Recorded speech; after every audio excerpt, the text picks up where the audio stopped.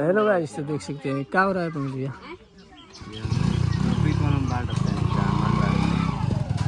Copy कलम देख सकते हैं, अभी कॉपी कलम बटाए वाला भाई यहाँ लेकर सामने भैया के सहयोग से बटाता।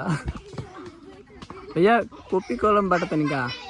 हाँ, आज बच्चा सन के कॉपी कलम दे के एगो सौभाग्य प्राप्त भइल बा कृष्णा जी टीम के।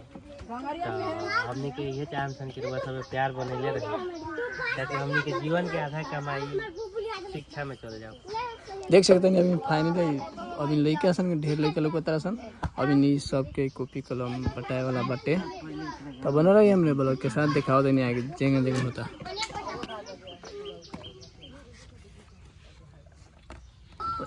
आगे और याद रहे कुछ शादी कर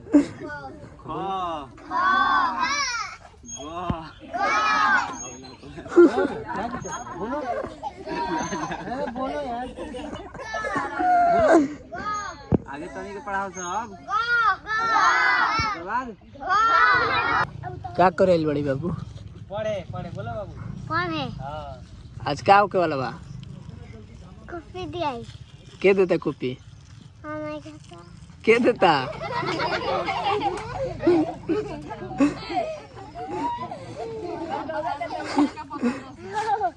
के देता कॉपी? ओ देवानी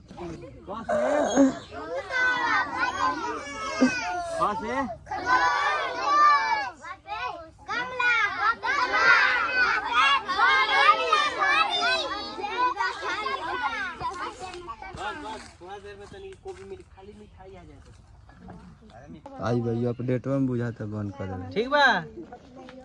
जावना करे के चॉकलेट मीठ लागेला। पहले मीठ लागेला। तेरा मीठ लागेला? बाप सलाम तो खोट लागेला।